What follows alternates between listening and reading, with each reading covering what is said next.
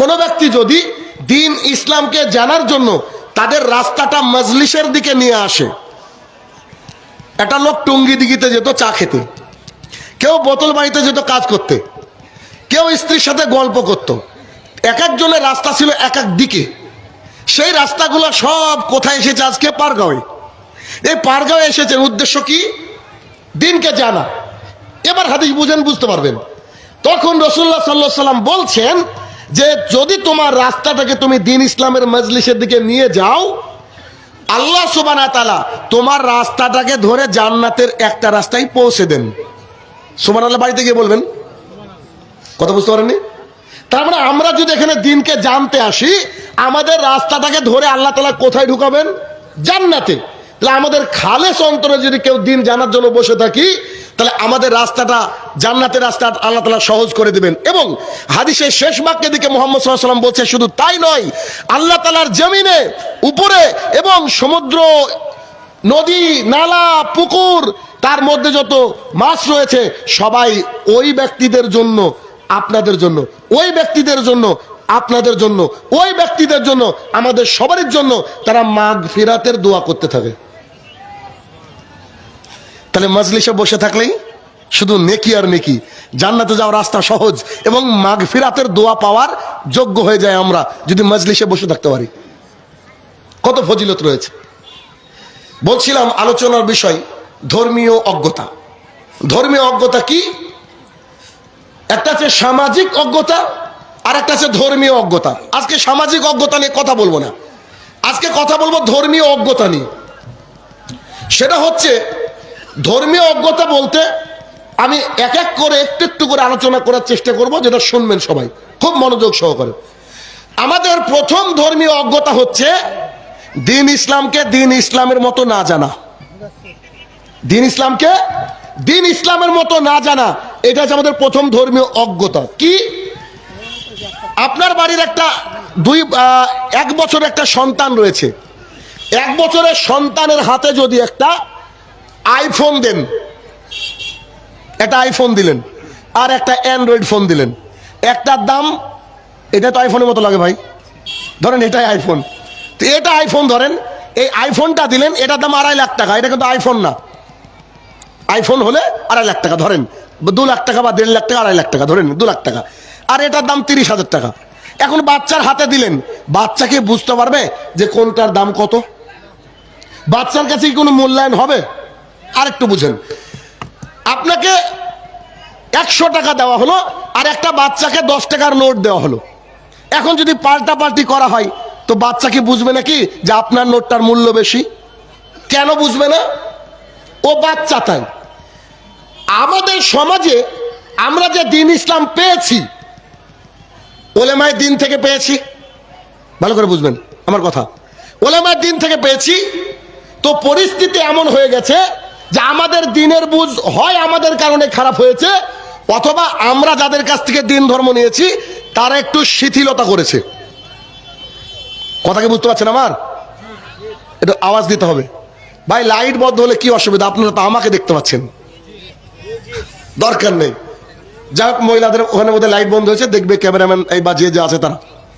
যাই হোক, তো আমরা হচ্ছে আমাদের যে ইসলাম পেয়েছি, আমরা ইসলামটা যে কত বড়, এটাকে আসলে 10 টাকার নোট নাকি 100 টাকার নোট, এটা আমরা অনেকেই বাচ্চা আছি ইসলামটাকে বুঝতে পারিনি, ইসলামটাকে বুঝতে পারিনি। এখন এই ইসলাম এসেছে আলেমদের মাধ্যমে। এখন যদি আমি আলেমদের ব্যাপারে কথা বলি, তা আমার বিরুদ্ধে কাল থেকে ফেসবুকে পোস্ট। কেন? শাহিনুর রহমান আলেমদের বিরুদ্ধে কথা বলে, অথচ মুসনেদ আহমদ 20,335 নম্বর হাদিস, রাসূলুল্লাহ সাল্লাল্লাহু আলাইহি ওয়াসাল্লাম বলছেন যে আমি এক শ্রেণীর মানুষের ব্যাপারে এতটা শঙ্কিত, দাজ্জালের ব্যাপারে অতটা শঙ্কিত নাই, অতটা ভয়ার্ত নাই। আল্লাহ রাসূল আপনি আমাদেরকে খুলে বলেন তো যে দাজ্জালের চেয়েও খাতারনাক ভয়ঙ্কর তার আবার কারা? তখন মুহাম্মদ সাল্লাল্লাহু আলাইহি ওয়াসাল্লাম বলছে পথভ্রষ্ট আলেম, পথভ্রষ্ট আলেম। আল্লাহ রাসূল যতবারই আলেমদের ব্যাপারে কথা বলেছেন, পথভ্রষ্ট আলেমের ব্যাপারে বেশি কথা বলেছেন। কেন? তা থেকে জাতিকে দূরে রাখতে হবে। কিন্তু যিনারা ওয়ারাসাতুল আম্বিয়া, নবীদের উত্তরসূরি, হুবহু কোরআন এবং সুন্নাহ থেকে দাওয়াতের কাজ করে, কোরআন এবং সুন্নাহকে মেনে চলে, তারা কি এই আওতাভুক্ত হবে? আমি যখন বলবো আলেম, আপনারা বুঝে নেবেন আমি পথভ্রষ্ট আলেমের কথা বলছি, দাজ্জাল চেনে মানুষের কথা বলছি। এখন ধরেন আমি হাদিস বলতে গিয়ে হবে খামরুন বলেছে খামরিন, হবে খামরুন বলেছি খামরিন। এখন এটা নিয়ে গোল টেবিল বৈঠক বসেছে, এটা নিয়ে কত আলোচনা সমালোচনা, অথচ যার বিরুদ্ধে বলছি তিনি গুলখোর, অসুবিধা নাই। কেন? তিনি শাইখুল হাদিস। তো শাইখুল হাদিস হলে জান্নাতে যাওয়া যায়, তাহলে দলিল দেন। মানে আপনি গুল খাবেন, আপনি গুল প্রমোট করবেন, আপনি জর্দা খাবেন, আপনি মাজারে সেজদা করবেন, আপনি তাবিজ দিয়ে আপনার ব্যবসাকে প্রমোট করবেন। আমি বলতে গেলেই এই তুমি জেনারেল, তুমি কি আলেমের ব্যাপারে কি বুঝো? আমি কিছু বুঝি না। কিন্তু আপনি যে গুলটা খাচ্ছেন, শত শত ছাত্র একবারে সাক্ষী আছে যে আপনি সকালবেলায় বসে গুল নিয়ে বসেন, বুখারীর দাস দেন আপনি। তার বিরুদ্ধে কথা যখন আমি বলছি তখন বলছে তুমি কি বুঝো, আলেমদের মধ্যে মার পাচ আছে। আসলেই বুঝি না, এটা হয়তো আমি কিয়ামত পর্যন্ত বুঝবো না। রাসূল সাল্লাল্লাহু আলাইহি ওয়াসাল্লাম পথভ্রষ্ট আলেমদের ব্যাপারে কথা বলেছেন, তাহলে ওই পথভ্রষ্ট আলেমদেরকে চেনানোর দায়িত্ব কারণ না কারণ তো আছে, বলেন কারণ না কারণ তো আছে। এবার সবাই যে হক কথা বলতে পারে না, তা আপনারা বুদ্ধিমান মানুষ বুঝে গিয়েছেন। এটাকে যারা ব্যবসার প্ল্যাটফর্ম বানিয়ে নিয়েছে, তারা সবসময় হক কথা বলতে পারবে না। কেন?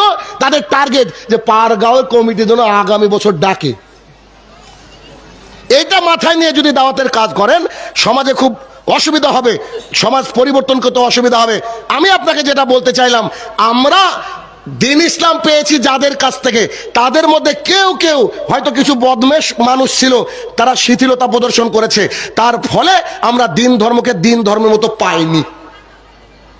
এবার দেখেন, আল্লাহ সুবহানাহু ওয়া তাআলা কোরআনুল কারীমের মধ্যে একেবারে স্পষ্ট বলেছেন, ইন্না দীনা ইনদাল্লাহিল ইসলাম, আমার কাছে একমাত্র ধর্ম কি? আমাদেরকে শেখানো হয়েছে ইসলাম শ্রেষ্ঠ ধর্ম। মিথ্যা কথা, ইসলাম শ্রেষ্ঠ ধর্ম নয়, ইসলাম একমাত্র ধর্ম। শ্রেষ্ঠ মানে বুঝেননি? এটা কম্পেয়ার, ইসলামের কম্পেয়ার চলবে? আল্লাহ নিজে বলছে আমার কাছে একমাত্র ধর্ম কি?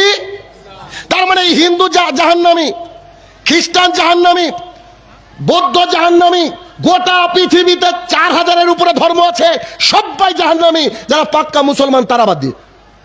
আল্লাহ এটাই তো বলতে চাইলেন। আল্লাহ বলতে চাইলেন কি, যে আমার কাছে একমাত্র মনোনীত ধর্ম কি? ইসলাম। আল্লাহ যদি বলতেন হিন্দু জান্নাতে যাবে, খ্রিস্টান জান্নাতে যাবে, ইহুদি জান্নাতে যাবে, তবে মুসলমানরা আগে যাবে, তাহলে ব্যাপারটা ভিন্ন ছিল। আল্লাহ যে একেবারে বলে দিলেন আমার কাছে একমাত্র ধর্ম কি? ইসলাম। ওকে, এবার যে ধর্মটা একমাত্র হবে সেই ধর্মের দায়িত্ব কম হবে না বেশি হবে? অনেক বেশি। কারণ কনস্টেবল আর ডিআইজি, কোথায় ডিআইজি আর কোথায় কনস্টেবল? তাহলে যেটা ধর্মের মধ্যে 1 নম্বরে রয়েছে, তার সাথে কোনো ধর্ম টিকবে না। সবগুলো মানুষের বানানো অথবা বিকৃত করা। ভালো করে বুঝবেন, মানুষের বানানো অথবা বিকৃত করা। কিন্তু আল্লাহ সুবহানাহু ওয়া তাআলা যা নাজিল করেছেন, কিয়ামত পর্যন্ত কারোর বাবার ক্ষমতা নাই নুক্তা পরিবর্তন করা।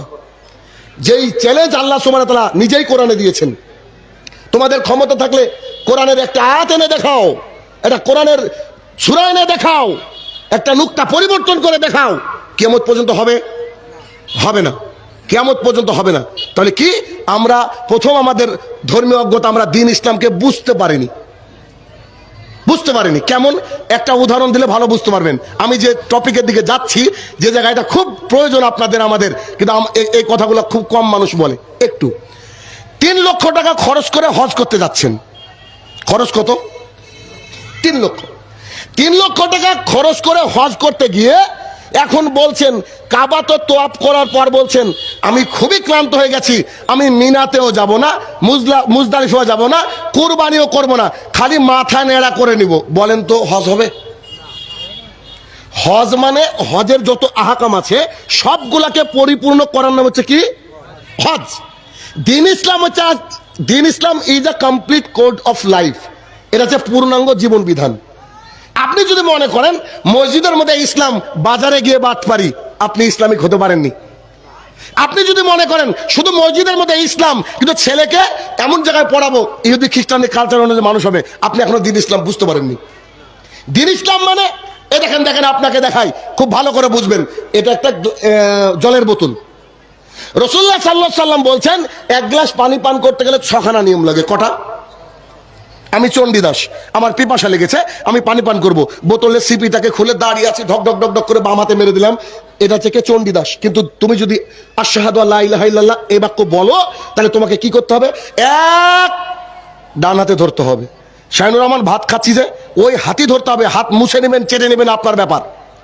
এভাবে হাত দিয়ে তলায় ঢুকাবেন, এটা হবে না, চলবে না। ফতোয়াদার মাস্টার আমি না, জেনে নেবেন আলেমদের কাছে, অনেক আলেমের কাছে অনেক কিছু চলে, আমার কাছে চলবে না। এভাবে ধরতে হবে ডান হাতে, কথা বুঝেননি? অথবা এভাবে ধরেন, মাখবে না কিছু, ওভাবে খাই আমি। এক, ডান হাতে ধরতে হবে। দুই, কি বলবো, এই যখনই বলেছি ডান হাতে ধরতে হবে, পাশ থেকে একজন বলছে যে যার ডান হাত নাই একটা জলসায়। কি বলছেন আপনি? কথা বলাও যে মুশকিল, ফেরেশতারা অত ধরে না, মানুষ এত ধরে। তো যার ডান হাত নাই তার জন্য কি ওই আল্লাহ ওই বুঝা চাপিয়েছে গো? বলেন তো। এক, ডান হাতে ধরতে হবে। দুই, পানিটা দেখে নিতে হবে। তিন, বিসমিল্লাহ বলতে হবে। চার, 3 শ্বাসে পানি পান করতে হবে, শ্বাস প্রশ্বাস যেন না ফেলা হয়, ঢকাঢক না পান করা হয়। আজকের বিজ্ঞান বলছে যারা দাঁড়িয়ে ঢকাঢক পানি পান করে ওদের কিডনি ফেলের চান্স আছে। আর আপনার আমার নবী সর্বকালের সর্বশ্রেষ্ঠ বিজ্ঞানী 1450 বছর আগে বলে গিয়েছে তোমাকে ধীরে ধীরে পান করতে হবে, বসে বসে পান করতে হবে। কিসের মেডিকেল সায়েন্স? আল্লাহ রসুলের উপরে মেডিকেল ডক্টর পৃথিবীতে ছিল নাকি? সেদিন বলে গিয়েছে, যেদিন মেডিকেলের এম পর্যন্ত ছিল না, সায়েন্সের এস পর্যন্ত ছিল না। আবার এক, ডানাতে ধরতে হবে। দুই, দেখে নিতে হবে। তিন, বিসমিল্লাহ বলতে হবে। চার, বসে পড়তে হবে। পাঁচ, 3 শ্বাসে পানি পান করতে হবে, মানে রুকে রুকে পানি পান করতে হবে। ছয়, পান শেষে বলতে হবে আলহামদুলিল্লাহ। এটা একজন মুসলমানের বাচ্চা পানি পান করলো, অথচ পানি পান করা কি ইবাদত? নিশ্চয়ই না। যখন খুশি পান করতে পারেন, যখন খুশি। এখন চাইলে মাগরিব পড়লে হবে না, এটা কাজা হবে, কিন্তু এখন চাইলে পানি পান করতে পারবেন না। তো যে ধর্মে পানি পান করাও ইবাদত, সে ধর্ম কি হুজুরের কথা দিয়ে চলবে? যে কাউরে কথা দিয়ে চলবে? জি, হুজুরের কথা দিয়ে তখন চলবে যদি হুজুরের কথাটা কোরআন এবং সুন্নাতে মিলে যায়, তখন চলবে। ওরা ইহুদিও যদি বলে তাও চলবে। কেন? যদি কোরআন সুন্নাহর সাথে মিলে যায়।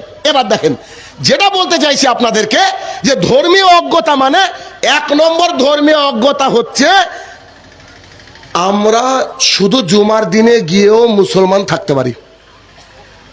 1 নম্বর, ধর্মকে ধর্ম হিসেবে না বুঝা। এর মধ্যে পয়েন্ট কি আসলো? অনেকে আমরা মনে করি শুধুমাত্র জুমার দিনে গিয়ে মুসলমান থাকা যায়। বলেন, এবার একটু আওয়াজ কমবে আপনাদের। ওই মাল তো অনেকে আছেন আমার সামনে। কি মিথ্যা বলছে? তা ফজরের ইটগুলা জানে গো, আমি কি বলবো, ফজরের মাইকটা জানে কে কে আসছে। ফজরের প্রত্যেকটা পেন্ট, প্রত্যেকটা শপ, প্রত্যেকটা মুসল্লা আল্লাহ সুবহানাহু ওয়া তাআলা দরবারে গিয়ে টপ টপ টপ টপ করে বলবে যে এই ব্যক্তি ফজরে আসেনি, স্ত্রী নিয়ে শুয়েছিল। ভাই, দুনিয়াটা মুমিনদের জন্য জেলখানা, কাফেরদের জন্য জান্নাত। অতএব জেলখানায় কয়েদি তার নিজের ইচ্ছা মতো স্ত্রীর সাথে কথা বলতে পারে না, ইচ্ছা মতো একটা পোড়া রুটি হয়েছে ঘুরিয়ে দিতে পারে না। একবারে যে জেলর তার হিসাব অনুযায়ী চলবে। আমরা জেলখানার কয়েদি, আমাদের মালিক হচ্ছে আল্লাহ সুবহানাহু ওয়া তাআলা, আমরা হচ্ছে তার গোলাম। তিনি আমাদেরকে যা বলবেন তাই আমাদেরকে করতে হবে। এর নাম হচ্ছে মুসলমান। আমি মনে করি আমাদের আলেম সমাজ যদি একটু শক্ত হাতে এই বিষয়টাকে দেখার চেষ্টা করে যে যে ব্যক্তি সালাত আদায় করবে না 5 ওয়াক্ত, সেই ব্যক্তির বাড়িতে কোনো অনুষ্ঠান হলে আমি যাব না। সেই ব্যক্তি মারা গেলে তার জানাজা আমি করব না। সেই ব্যক্তির বাড়িতে যদি কারোর বিয়ে লাগে আমি ইমাম সাহেব পড়াবো না। সেই ব্যক্তির ছেলের যদি আকিকার জন্য ছাগল জবাই করতে হয় আমি তার ছাগল জবাই করে দিব না। কুরবানির দিনে ও যদি ডাকে ওই হারাম খোরের আমি কুরবানি জবাই করে দিব না। ইমাম সাহেবরা যদি এভাবে ফোন করে বসতো, ওয়াল্লাহি আল্লাহর কসম করে বলছি একটা সমাজ পরিবর্তন হতো। সেদিনই বুঝতে পারতো যে ওই ব্যক্তি মুসলমান যে ব্যক্তি দৈনিক 5 ওয়াক্ত সালাত আদায় করে। এক ইহুদি এসে মুহাম্মদ সাল্লাল্লাহু আলাইহি ওয়াসাল্লামের গলায় একটা জরি লাগানো আপনার চাদর ছিল, টান দিয়েছে আর গলার সাইডটা ছিঁড়ে গেছে। উমর ইবনে খাত্তাব রাদিয়াল্লাহু আনহু বলছেন বলেন না একবার ওর মাথাটা উড়িয়ে দিই। তখন মুহাম্মদ সাল্লাল্লাহু আলাইহি ওয়াসাল্লাম দাঁড়াও দাঁড়াও দাঁড়াও দাঁড়াও, এটা তো জানেন। আর একটা জানেন না, ওই যে ওই ইহুদি লোকটা পেশাব করছে মসজিদে, মোহাম্মদ সাল্লাল্লাহু আলাইহি ওয়াসাল্লাম করতে দাও, তারপরে পানি দিয়ে ধুয়ে দেওয়ার ব্যবস্থা করলেন। হোসেন রাদিয়াল্লাহু তাআলা আনহু মোহাম্মদ সাল্লাল্লাহু আলাইহি ওয়াসাল্লাম পিঠের উপরে খেলতেন, তখন তিনি সিজদা লম্বা করতেন কেন? তারা যে ডিস্টার্ব না হয়। সেই মোহাম্মদ সাল্লাল্লাহু আলাইহি ওয়াসাল্লাম বলছেন, হাদিস আবু সাঈদ খুদরি রাদিয়াল্লাহু তাআলা আনহু বলেন, রাসূল সাল্লাল্লাহু আলাইহি সাল্লাম বলেছেন, আমার ইচ্ছা হয় আজান যখন হয়ে যায়, মানে ইমামতির দায়িত্ব আমি একজনকে দিয়ে দিই, আমার সাথে কিছু ইয়াং ছেলেদেরকে বলি, এই তোমরা কাঠ খড়ি লাকড়ি সংগ্রহ করো তো। কেন আল্লাহ রাসূল? আমি তার বাড়িটাকে জ্বালিয়ে দিব যার বাড়ির লোক আজান শোনার পরে মসজিদে আসেনি। যে নবী ইহুদির পেশাব পর্যন্ত কন্ট্রোল করে নিচ্ছে, যে নবীকে মানুষ মারতে এসেছে তাও ওমরকে থামিয়ে দিচ্ছে, নাতি উপরে খেলা করছে কিন্তু সে পড়ে যাবে, তার একটু খেলাটা কন্টিনিউ হোক, তাই তিনি সেজদাকে লম্বা করছেন। এই দয়ার নবী মায়ের নবী সলাতের জন্য কি বললেন?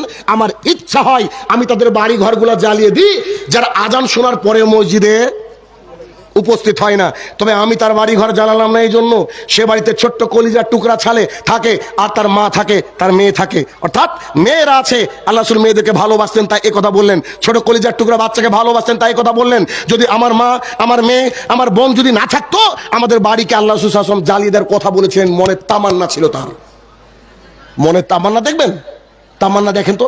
আনাস ইবনে মালিক রাদিয়াল্লাহু তাআলা আনহু বলেন, রাসূল সাল্লাল্লাহু আলাইহি ওয়াসাল্লাম যখন মক্কা থেকে মদিনাতে আসলেন, প্রায় 17 মাস যাবত বাইতুল মুকাদ্দাসের দিকে মুখ করে সালাত আদায় করতেন। যদিও আমাদের সমাজে একটা কথা প্রচলিত আছে, মুসলমানের প্রথম কাবা বাইতুল মুকাদ্দাস, এ কথা মিথ্যা কথা।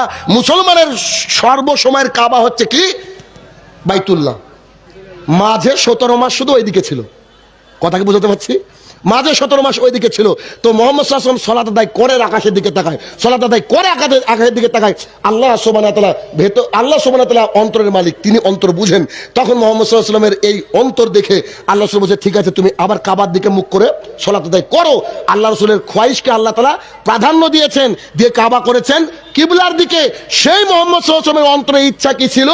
যারা সালাত আদায় করতে আসে না আজান শোনার পরেও, তাদের বাড়ি ঘরগুলোকে আমি জ্বালিয়ে দিই। কথা কি বুঝছেন আমার? বুরায়দা রাদিয়াল্লাহু তাআলা আনহু বলেন, খুব কলিজাটা থপ করে কেঁপে ওঠে। যদি মনে হয় বুরায়দা যদি না হয়, যদি আবু হুরায়রা হয়, আল্লাহ যদি ধরে ফেলে, এভাবে সতর্কতার সাথে বক্তৃতা দিই। তবে আমি মানুষ, দিন ধর্ম প্রচার করতে গেলে আল্লাহ এবং আল্লাহ রসুলের কথা ছাড়া বাইরে কথা বলা যাবে না। ভাই আমার, আপনি রাগ করেন যখন আমি গজলের বিরুদ্ধে বলি, যখন আমি গানের বিরুদ্ধে বলি, মনে হচ্ছে আমার দিনী ভাইটা মনে করে শাহিনুর রহমান বোধহয় আমাকে বললো, আল্লাহর কসম করে বলছি আপনাকে আমি ভালোবাসি। আল্লাহ যে কি ব্রেন দিয়েছেন আপনার, যে আপনি দুদিনে একটা গজল মুখস্থ করতে পারেন, ওই ব্রেনটাকে 10টা হাদিস মুখস্থর কাজে লাগান না আমার কলিজার টুকরা ভাই, লাগান না। দেখেন পরিবর্তন হবে সমাজ। আপনাকে আমি বলছি মানে আপনি ভাবেন না আপনাকে কষ্ট দিচ্ছি, আল্লাহর কসম করে বলছি, এই কথার জিম্মেদারি আমি নিচ্ছি। মাইক্রোফোন সাক্ষী দেবে, আপনার প্রতি আমার অন্তরের থেকে মায়া হয়, দয়া হয়, যে আমার ভাই যদি আরো 5টা হাদিস বলে আমার সমাজ পরিবর্তন হবে। কে বলছে হাদিস শুনে পরিবর্তন হয় না? কত যে আমাদের সামনে দৃষ্টান্ত রয়েছে, হাদিস শুনেই মানুষ পরিবর্তন হয়, হাদিস শুনেই পরিবর্তন হয়। অতএব ভাই, অন্তরে ব্যথা নিয়ে দাওয়াতের কাজ করি। কেন? আমার মনে হয় প্রত্যেকটা মসজিদের জন্য ফজরে সব ভরে গেল, কি যে শান্তি আসতো। তাহলে বাইতুল মুকাদ্দাস কেন আবার আমাদের বাবরি যা নিয়ে নিয়েছে আবার আমাদের হয়ে যাবে? বিশ্বাস করেন, আমরা তো সালাত আদায় করি না।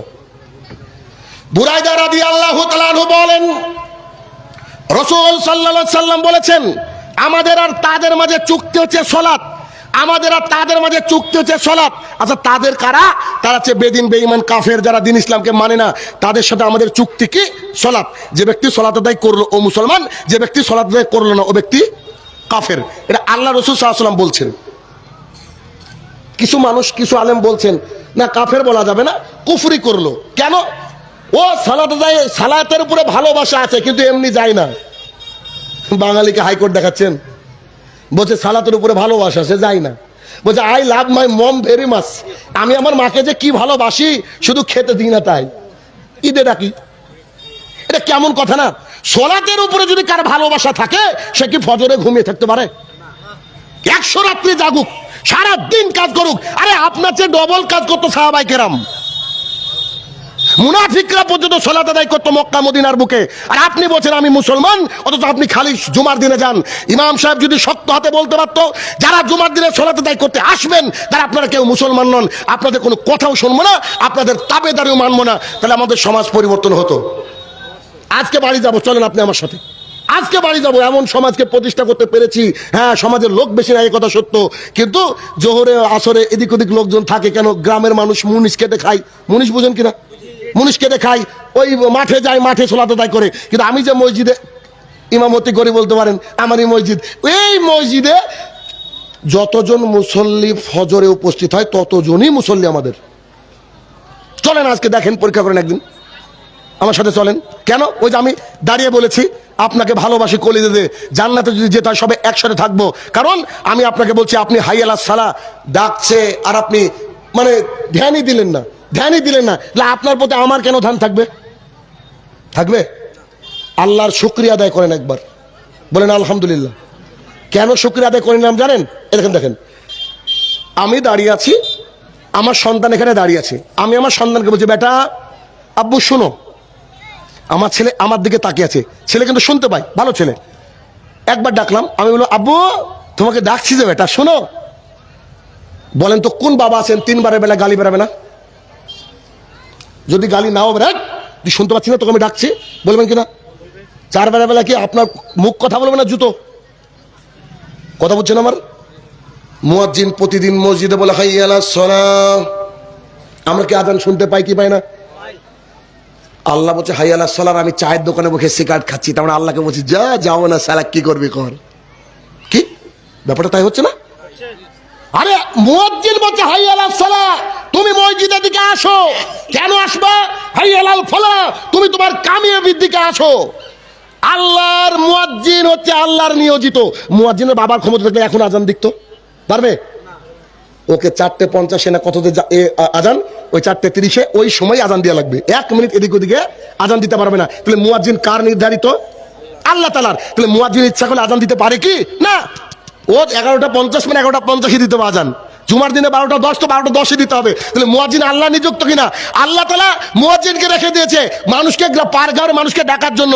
আর মুয়াজ্জিন ডাকছে আর ও স্ত্রীর সাথে গল্প করছে, ও চায়ের দোকানে বসে আড্ডা দিচ্ছে, ও মাঠে নিরাচ্ছে, ও ধান কাটাতে ব্যস্ত। তাহলে কি পক্ষান্তরে ও কি বলতে চাইছে না যে তোরা যতই ডাক ডাক মসজিদে যাবো না? আমি যদি ভালো বাবা, আমি যদি শিক্ষিত বাবা হয়ে 3 বারের বেলা 4 বারের বেলা 5 বারের বেলা আমার ছেলেকে জুতো ছুড়ে মারি, আপনি আল্লাহর শুকরিয়া আদায় করেন। সেই প্রতিপালক একদিন অক্সিজেন বন্ধ করেননি, সেই প্রতিপালক একদিনও আমাদের খাবার বন্ধ করেননি, সেই প্রতিপালক আমাদেরকে ল্যাংড়া লুলা করে দেয়নি, সেই প্রতিপালক আমাদেরকে প্যারালাইসিস করে দেয়নি। এই প্রতিপালক যদি বলতেন যে যে ব্যক্তি 1 ওয়াক্ত সালাতে যাবে না তাকে প্যারালাইসিস করে দেবো, তো সবাই মুসল্লি হতো। বলেন, সবাই মুসল্লি হতো। ইমাম সাহেব হচ্ছে ইমামুন আদেল, ন্যায় পরায়ণ নেতা। তিনি আপনার আমার নেতা, তিনি যা আদেশ করবেন সেই অনুযায়ী মসজিদ পরিচালিত হবে, গ্রাম পরিচালিত হবে, সমাজ এবং দেশ। যতদিন ইমামকে টাকা দিয়ে পুষবেন আর বলে দিবেন পর্দার ব্যাপারে ওয়াজ করা যাবে না, আমি সভাপতি, আমার বউ পর্দা করে না, কিয়ামত পর্যন্ত যদি ওই ইমাম রাখে আপনার সমাজে একজন মুসল্লি বাড়বে না, একজন পর্দাওয়ালি মহিলা বাড়বে না, অসম্ভব। তাহলে কি 1 নম্বর হচ্ছে যে সলাৎকে খেয়াল খুশি মতো আদায় করলো, ইচ্ছা মতো আদায় করলো। কেউ শুকুর আলী, কেউ ঈদু মিয়া, কেউ রমজান আলী। এরা যে মুসলমান নয় এটা আমরা তাদেরকে বোঝাতে অক্ষম। কথা বুঝতে পারলেন? আমরা তাদেরকে বোঝাতে অক্ষম। এরকম করতে হবে। দেখেন 4 দিন 5 দিন হলো বাড়িতে গিয়েছি, আমাকে আমার স্ত্রী বলছে তোমার ছেলেকে ডাকো, গতকালকে কি করেছে জানো? তো কি করেছে? বাচ্চা ছেলে তো পেশাব করে ফেলেছে। 2টো কম্বল ছিল, 2টো কম্বলের উপরে শুয়ে ব্যাস ঝেড়ে দিয়েছে রাত্রেবেলায়। ওর আম্মুর হাতে ব্যথা প্রচন্ড, সকালবেলা উঠে সব কেচে দিয়েছে, কম্বল শুকাতে হবে, কেচে দিয়েছে। এবার ও ছেলে পেশাব করে ফেলেছে, বুঝতে পারেনি, 10 বছর পারে 11 পড়লো। তা আমি গিয়েছি প্রোগ্রাম থেকে, তা আমি 12টার সময়, 12টা বাজছে আর কি, তাড়াতাড়ি প্রোগ্রাম শেষ হয়েছে। আমি আমার ছেলেকে বলছি আব্বু উঠো চলো বাথরুমে যাও। তো ওকে আমি যতদিন ডাকি ফজরে, ভালো করে বুঝেন, আমরা সবাই বাথরুম করে এসে আমি বিছানায় উঠছি কবল, আমার ছেলে তো বাথরুমে গেল, আসে না, ঘটনা কি? তা আমি বাইরে গিয়ে দেখছি যে পানি নাড়ার আওয়াজ। আমি বললাম আব্বু কি করো? বুঝ আব্বু ওযু করছি। মানে ও জানে যে আব্বু ডাকলি ফজর, বুঝেন না? আব্বু ডাকলে ফজর, বিনা কারণে আব্বু ডাকবে না। আমি এবার বললাম তাহাজ্জুদ পড়বো নাকি বাপ? বলছে কেন আব্বু ফজর হয়নি?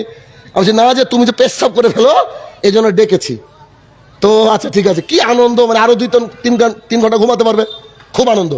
আমার 11 বছর ছেলেটাকে আমি ওই মসজিদে নিয়ে যাই প্রতিদিন। আপনার লজ্জা লাগে না একটু? হ্যাঁ, আপনার লজ্জা লাগে না? 18 বছরের ছেলেটা আপনার বাড়িতে বেলা 11টায় উঠে, আপনি বাপ। আল্লাহ রাসূল আপনাকে বলেছিলেন, আপনাকে নিষেধ করেছিলেন, আপনাকে রোজা করতে বলেছিলেন, রোজা সিয়াম করতে বলেছিলেন, আপনাকে বিয়ে করতে আল্লাহ রাসূল বলেননি। সমাজকে পরিবর্তন করতে গেলে 1 নম্বর কাজ হচ্ছে সলাৎকে প্রতিষ্ঠা করতে হবে সমাজে। যতক্ষণ না সলাৎ প্রতিষ্ঠা হবে ততক্ষণ আল্লাহর সাথে কানেকশন হচ্ছে না। আর আল্লাহর সাথে কানেকশন নাই মানে দোয়া কোথায় করবেন আপনি? আমি যদি কালকে পার্কেও সকালবেলায় গিয়ে বলি ভাই আমার রেশনে কটটুকু চাল হয়েছে দেন, তো মানবে? আমার সাথে পাসপোর্টও আছে, ভিসা লেগে এসছে, সামনের মাসে বাংলাদেশ যাবো, পাসপোর্টও আছে। এখন এই পাসপোর্ট দিয়েও যদি বলি আমি পশ্চিমবঙ্গের বাসিন্দা, আধার কার্ড দিয়ে বলি পশ্চিমবঙ্গের বাসিন্দা, পার গাঁয়ের ডিলা কি আমাকে দিবে? কেননা এটা হচ্ছে সিস্টেম যে আমাকে যেতে হবে জলঙ্গি ডিলারের কাছে, আমার যেখানে বাড়ি। কথা বুঝছেন কিনা? তো এটা একটা সিস্টেম। তো আল্লাহ তাআলার সাথে কানেক্টেড হওয়ার রাস্তা কি? সলাৎ। তাহলে উইদাউট সলাতে আমি যেমন ডিলারের কাছ থেকে কিছু পাবো না, আপনিও যদি সারা রাত দোয়া করেন তাহলে আল্লাহর কাছে কিছু পাবেন না। কেন? আপনার সাথে কানেকশনই নাই। আল্লাহ রাসূল সাল্লাল্লাহু আলাইহি ওয়াসাল্লাম বলে you have to connect to Allah সুবহানাহু ওয়া তাআলা। তোমাকে আল্লাহর সাথে কি করতে হবে? কানেক্ট করতে হবে। তাহলে সমাজে কি প্রথম কাজ কি করতে হবে? সলাৎকে প্রতিষ্ঠা করতে হবে। সমস্ত ইমামরা ঐক্যবদ্ধ এই মত পোষণ করেছেন যে যে ব্যক্তি দৈনিক 5 ওয়াক্ত সালাতকে ত্যাগ করে দেয়, 1 ওয়াক্ত সালাতকে ত্যাগ করে দেয়, 3 ওয়াক্তকে ত্যাগ করে দেয়, সেই ব্যক্তিরা মুসলমান নয়। তার হাতের জবে করা পশু পর্যন্ত খাওয়া যাবে না। তার হাতের জবে করা পশু পর্যন্ত খাওয়া যাবে না। আরে আপনাকে দ্বীন ইসলাম কি বুঝাবো? ওই যে একটা মৌলবি এসেছে আমার সাথে, কোথায় ওদিকে আছে বোধহয়, আমাদেরই ছাত্র। তা আমি আস্তে আস্তে পেশাব চাপিয়েছে রাস্তায়, কি করব, গাড়িতে বোতল থাকে পেশাব করার জন্য। তা আমি নেমেছি, নেমে মোবাইল নিয়ে নি। আমি এবার ওকে বলছি যে পশ্চিম কোন দিকে দেখো। তো ও দেখলো স্যার পশ্চিম এইদিকে। এবার আমি এইদিকে পেশাব করছি। আরে মুসলমানের বাচ্চা পেশাব করার জন্য পশ্চিম খুঁজে, আর তুমি মসজিদে যাবে না, মুসলমান থাকবে, এত সোজা নাকি? কথা বলছেন না আপনি? আমরা মুসলমান, আমরা হচ্ছে আল্লাহ তাআলার গোলাম। আমাদের নিজের কোনো ইচ্ছা নেই। আল্লাহ তাআলা যতটুকু দিয়েছে অতটুকু ভোগ করতে পারবো, তার উপরে নয়, তার উপরে নয়। অতএব 1 নম্বর ধর্মীয় জাহালাত কি? যে 5 ওয়াক্ত সালাত আদায় না করে মুসলমান থাকা যায়, এটা হচ্ছে জাহালাত। তাহলে এর থেকে উত্তরণের উপায় কি? আজ থেকে 5 ওয়াক্ত সালাত আদায় করতে হবে। সবাই বলি ইনশাআল্লাহ। আরেকটু জোরে ইনশাআল্লাহ। তার মানে 5 ওয়াক্ত সালাত ছাড়া মানুষ মুসলমান থাকতে পারে না। আমি যখন এই কথা বলছি, আমাদের একজন অনেক বড় একজন মানুষ আমাকে বলছে আপনার আব্বা তো নামাজ পড়ে না, মানে যখন বলছি তখনকার কথা বলছে, অনেকদিন আগের কথা। আপনার আব্বা সালাত আদায় করে না, তো আপনার আব্বার জানাজা কে পড়াবে? আর আপনার আব্বার সম্পত্তির ভাগ নেবেন তো? আমি বলেছি আমার আব্বার জানাজা আমিও পড়াবো না, সম্পত্তির ভাগও নিব না। তখন বলছে তাহলে ঠিক আছে। বুঝলেননি? কারণ যে ব্যক্তি মুসলমান নয় তার সাথে আবার কি সম্পর্ক? তো আলহামদুলিল্লাহ সালাত আদায় কর এখন ভালো। আপনি যতক্ষণ না মানুষকে কড়া করে বলবেন অতক্ষণ মানুষ পরিবর্তন হবে না, বিশ্বাস করেন। কেন কড়া করে বলতে হয়? এই জন্য তো বলতে হয়, এতদিন ধরে ফুসলাচ্ছে ইমাম সাহেব, কই আসেন না তো আপনি মসজিদে, আসেন না তো, আপনাকে বলা হয় আপনি আসেন না তো। কিন্তু আপনাকে যখন সামাজিকভাবে বয়কটে ডাক দেওয়া হবে তখন আসবে। আমার সমাজ তাই আলহামদুলিল্লাহ সবাই আসে 5 ওয়াক্ত, আসতে বাধ্য। কেন? তাকে বলা হয়েছে। হ্যাঁ, মানুষ কাজকর্ম আছে, কোথায় আছে, তায়াম্মুম করো, পানি নাই, তায়াম্মুম করো, সালাত আদায় করো। সালাত এমন একটা ইবাদত যে সালাতের ব্যাপারে দেখেন, রোজা যদি করতে চান তাহলে আপনি সফরে আছেন, রোজা পরে তুলতে পারেন। আপনি অসুস্থ বৃদ্ধ অবস্থায় এ রোগ সারবে না, ফিদিয়া দিতে পারেন। হজ করার জন্য 4 লাখ টাকা লাগে, 4 লাখ টাকা হয়েছে কিন্তু বার্ধক্যজনিত কারণে যেতে পারছেন না, একজনকে টাকা দিলে ও হজ করলে আপনার হজ হয়ে যাবে, অথচ পাসপোর্টই নাই আপনার, হজ হয়ে যাবে। কিন্তু সালাত যতক্ষণ আপনার সেন্স হারিয়ে যাচ্ছে, পাগল না হচ্ছেন, অতক্ষণ ইউ হ্যাভ টু প্রে, আপনাকে নামাজ পড়তে হবে। শাহিনুর রহমান সাহেব, পারগাঁও আছি, জি পড়তে হবে, আকাশে আছি পড়তে হবে, কেরালা যাচ্ছি পড়তে হবে।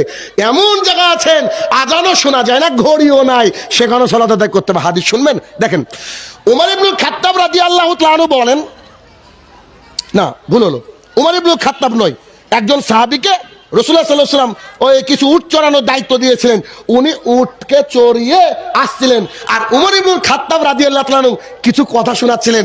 তখন তিনি শুনে বলছে, মাশাআল্লাহ, এত সুন্দর কথা আল্লাহ রসুল বলেছেন। তখন উমর ইবনুল খাত্তাব রাদিয়াল্লাহু আনহু কি বলছিলেন? তিনি বলেছিলেন, কোন ব্যক্তি যদি সুন্দর করে 2 রাকাত সালাত আদায় করে, তো ওই 2 রাকাত সালাতই যথেষ্ট জান্নাতে যাওয়ার জন্য। উমর ইবনুল খাত্তাব রাদিয়াল্লাহু আনহু চট করে তাকে ঘুরিয়ে দিয়ে বলছে, শোনো শোনো, এর চেয়ে আরো সুন্দর কথা আছে। সুন্দর কথা কি? যদি কোনো ব্যক্তি সুন্দর করে ওযু করে, ওযুর বিনিময়ে জান্নাত। ওযুর বিনিময়ে কি? জান্নাত। এবার দেখেন বাস্তবতা। আমার সাথে যে ড্রাইভার আছে 12 বছর ধরে আছে, এই বক্তৃতা কোথাও শুনেছো ওযু করলে জান্নাত? তো আমাকে আস্তে আস্তে বলছে, রে ওযু করলে বলে জান্নাত, তো ওযু তো সবাই করে, ওযু তো সবাই করে, তবে সবাই জান্নাতে যাবে? আমি বললাম, প্রমাণ তোকে দেখাবো যেদিন পাবো। বহরমপুরে টোল ট্যাক্সের আগে বাম দিকে একটা রাস্তা আছে, শিবনগর না কি নাম, ওই রাস্তা দিয়ে নেমে দেখছি আসরের আজান হচ্ছে। এটা মাদ্রাসা, কিন্তু ওটা আসরের আজান হচ্ছে। তো আসরের আজানের সময় আমি আরো নেমে বললাম, চল এখানে আজকে আসরের সালাত আদায় করি, যদি হানাফি মসজিদ, ভয় লাগে আর কি, তারপরে করি। তো নেমে গিয়ে ওযু করলাম, 2 ভাই, মুসল্লি একজন, খালি ইমাম। কথা কি বোঝাতে পেরেছি? পরে একজন আসলো, ওরা 2 জন আর আমরা 2 জন। সালাতে সালাম ফিরিয়ে গায়ে পাওয়া যাবে কি যাবে না, বুঝে? হ্যাঁ, বুঝতে পেরেছি এবার। কথা বুঝেননি? অত বড় গ্রাম, খালি ইমাম একা আর একজন লোক এসেছে। ওযুই তো মানুষ করে না, জান্নাত যাবে কি করে? জান্নাত যাবে কি করে? একটা মাজমায়, মানে বীরভূমের, সম্ভবত বীরভূম, অনেকদিন আগে এত লোক আমি একবারে শেষ পর্যন্ত দেখতে পাইনি। 1000-1000 লোক হয়তো বা হবে, আমি জানি না, গুনিনি, ভুল হতে পারে। তো আমি সেই রাতে ওদেরকে প্রতিজ্ঞা করে নিলাম যে আজকে আমি থাকবো, কারণ বীরভূমের ওই সাইডে একটা জঙ্গল, পরের দিন কালিয়াচকে প্রোগ্রাম, আমি আসবো, আজকে আমি থাকবো, রাত্রিবেলাটা মসজিদের উপরে থাকছি, ইনশাল্লাহ আজকে কে কে সালাত আদায় করতে আসবেন। দেখছি 200-500 হাত উঠলো।